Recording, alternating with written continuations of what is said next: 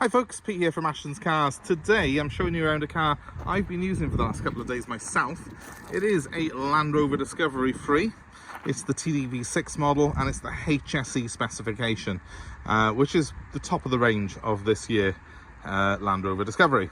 So 58 plate means it's a late 2008 car, in case you didn't already know. It's in immaculate condition, this car. It might look like it's got a couple of stone chips on the front. They're actually flies, dead flies, because I've been driving around in it. It's in very, very good condition. It's just come in part exchange from the previous owner. I used it myself because I like this car. I like this particular model of car, and I wanted to have a go of it, make sure it was all up to scratch before I put it up for sale. So I've done about 200 miles in it now. Enjoyed every single one of those miles. And now it's available for you lucky people to view on here and to buy if you wish. This model of Discovery, we've had many in over the years, and obviously they are a car which has a reputation for being fantastic off-road, but also a reputation where there's a lot of things can go wrong. Now, you will always hear horror stories of people who've bought a Land Rover, had issues with air suspension, had issues with the turbo, had issues with the EGR valve. This particular car's been really well maintained, and the previous owner has done all of those things. It's had a new turbo on it most recently, but it's also had 2 cam belt changes in its life. It's had 2 compressors fitted to it separately to the air suspension. So they've kept on top of those jobs on it. The people who have problems with Land Rover Discoveries are the people who buy one on the cheap that's never seen a workshop in its life, never had any of those repairs done, and then they're just buying a stack of problems. So the reason I've been using this particular car for the last few days myself is to get a feel for it, make sure that all the little niggles that you normally find on them are not present before I put it up for sale. And I'm pleased to report this one it's got a clean bill of health and a thumbs up from me. Let's have a quick look over the car. It's a big old car, as you can see. 7-seater, tows 3.5 ton. We've got the tow bar on it at the back, a removable tow bar there. This particular car, I haven't cleaned it, I haven't even washed it, but it's in very good condition, as you can hopefully see looking at it. There's a couple of little marks on it. This car has done 134,000 miles and it's 16 years old almost, so you're going to expect that. I mean, there's a little bit of a graze by there on the bumper corner. Not really a massive thing to shout about. And if we come around to the front here, there was another very small graze on the front there, under the fog light. But we're not going to mess around doing those. I think as it is, it's a very straight and original looking car, and it's all the better for it in a way. It's been really well looked after. The gentleman who owned it before, he maintained it as it should be maintained. It's not fallen into the wrong hands like a lot of them have, and it's very clean for what it is. It's great to drive. I'm a real big fan of these. This 2.7 litre TDV6 engine is, in my opinion, more reliable than the Discovery 4's 3 litre. I have a lot less problems with the earlier cars like this. There's not a lot of difference visually between a Discovery 3 and a Discovery 4, but under the bonnet is where you find the main one, and this 2.7 litre gave way for a 3 litre. That's the one that actually has the most issues in my opinion. I've not really ever had massive problems with the 2.7s. As long as you've done things like kept on top of the air suspension, kept on top of the electric handbrake, which is another problem that you have on these cars, where sometimes that mechanism can fail. This car, I'm pleased to report, hasn't got any real issues at all with it. We're very happy with it. We will put it through the workshop before it goes out, but it looks like one of the good ones. So without further ado, I'll show you the accommodation and specification that is on offer in the Discovery 3, and we'll start off in the boot. One thing that I love about the Discovery 3 is it has a proper split tailgate, like what you find on its big brother, the Range Rover. And with the seats folded down, you've got a huge amount of space inside it. And ours has still got a parcel shelf in it. That's normally been chucked away or left in someone's garage to rot, but this one has got the parcel shelf in place. And by just a couple of seconds magic, I will have the seats up in it and show you how it looks with the seats up. And there we are. Hey presto, that easy. So these seats pretty spacious as far as 7-seat SUVs go. They have got a fair bit of room there. You would never have them set up with the parcel shelf there. I've just left that there to make my life easier. And they're all very simple. There's like little switches here which you can fold the headrests down and then they just pack into the boot like so. So they're very, very simple to do, and it just literally pulls up like that. So it's all very easy, pretty tough. Excuse the fact, as I said, I haven't had this one valeted at all because I've been using it. It's been brilliant as well. And yeah, just a very useful space that car has got, especially with that split tailgate, because that can be a table, a seat, whatever you want it to be, that bottom bit. While we're at the back end here as well, I will point out the tow bar. This car will tow 3.5 ton. That's one of the things that they are famous for, one of the highest towing weights of any 4x4 SUV or car indeed of any type. That tow bar is fully removable and it's all fully working. It's been it has been used previously by the previous owner to tow a horse trailer, so it's ready to work, this car is. And obviously that tow bar stows away neatly in the boot when you're not using it. So moving on from that to our centre row of seats, our middle row. Plenty of room here for 3 adults to sit. You will notice that the floor is almost completely flat. There's not, even though it is a rear wheel drive, it's got a rear transaxle for the 4-wheel drive system, it hasn't got a big transmission tunnel on this car, so that's very good for the accommodation inside. This centre seat here is actually quite well proportioned, and of course, like every row of seats on this car, you've got a glass roof above you, complete with a little manual sun blind, which is great. It floods the light into this interior, and I love that. This car's got the upgrade Harman Kardon hi-fi system on it, so you've got extra speakers on the doors. You've got little volume switches here which you can plug into here with an aux socket. You plug your own headphones in there, and even has rear heated seats. You can see just in the centre there, it's got separate air conditioning vents, and then underneath switches for the electric heated seats at the back. So a very, very good spec. I mean, even on that 3rd row of seats there, we have got separate cup holders and stuff for the guys in the back, and you can see probably on the left hand side of the screen now, separate controls again, so they can put an auxiliary headphone in and listen to their own music with their own volume controls. Very well thought out car. Massive door bins even in the back. You can room for a bottle there, a 2-litre bottle in that door bin. It's that big, the cup holder, so plenty of space for all the family.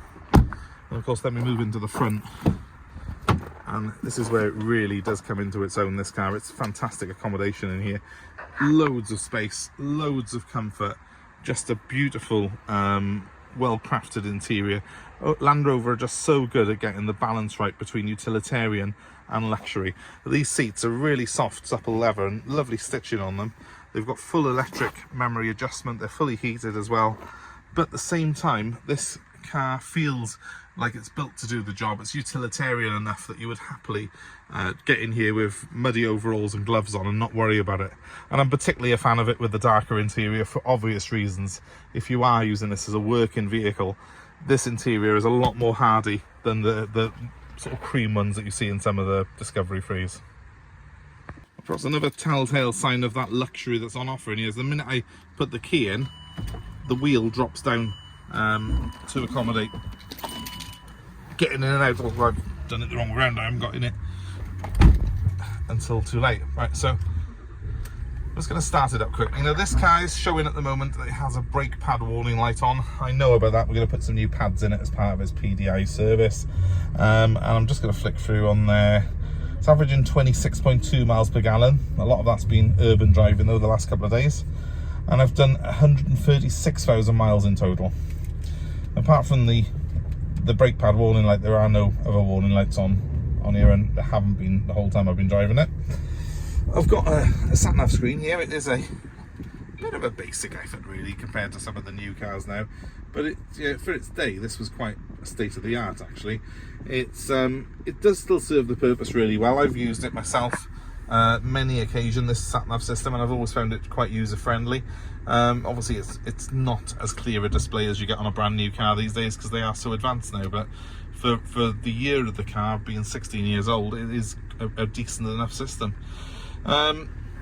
heated seats to the front, obviously we've got them in the back as well, but also heated front screen. You seem to forget sometimes that these era of Land Rovers had the front screen from when they were tied in with Ford, so that lives on in here, and we've got the we've got that, which saves you a hell of a lot of scraping and misery in the winter months.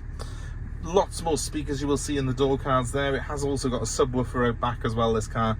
It's very much got a very fantastic sound on it, this stereo system has. It might look a little bit old-fashioned compared to some of the new cars, but it has got a really, really good sound on it. And of course down here then we have got the hill descent control. We've got high and low ratio for the gearbox. Hill descent's in the middle there, the yellow button, and also we've got adjustable height suspension as well, which is you know, one of the trademarks of this car.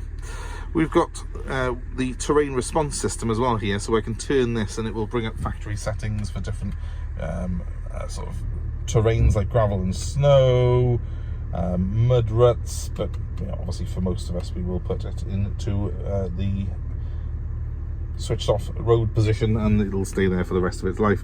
But it is there if you, it will get you out of trouble, this car. There's not much that it can't do off-road. Discoveries are really, really well equipped in terms of off-road ability. It's even got off-road navigation on it, this car has. Now again, nice big sunroof, but this one actually opens, so I can press a button by here and look. Beautiful blue skies here over Wales today, how about that? Don't see that often. Make the most of that. So all fully working, cruise control's fully working as well. Electric everything. It's a HSE, this car is, so it is absolutely top of the range. It's more or less Range Rover spec here in the Discovery, and I'll just give it a very quick rev as I always do on these videos, just so you can hear that engine working. It's a very smooth unit, that, and really does sort of sound the part. I've got the rear wiper on somehow and I don't know how to turn it off now. Oh, that's it. So but yeah, a very user-friendly interior. It's one of those cars as well that proper Land Rover where you can actually, you could wear gloves in here and you'd still be able to use all the basic controls of the car. I say it's a proper Land Rover. You get in some of the new ones now and everything's on the touchscreen. There's no buttons anymore. This car is a proper utilitarian vehicle, and in my opinion better than 99% of the four-wheel drives that are made these days, because it is a proper 4x4. It's got proper terrain response system on it. It's got 3.5 ton towing capability, and you can operate all these switches so easily, even if you've got gloves on. You would be amazed these days with some of the new cars how that's gone out by the wayside, and I miss it.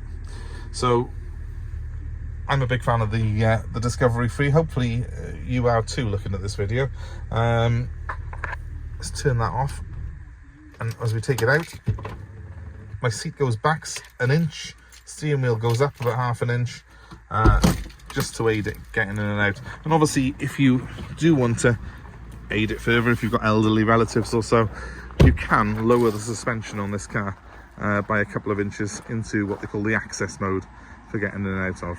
It's nice to see one like this as well, where it's more or less standard. It's got standard alloy wheels on it, no side steps on it.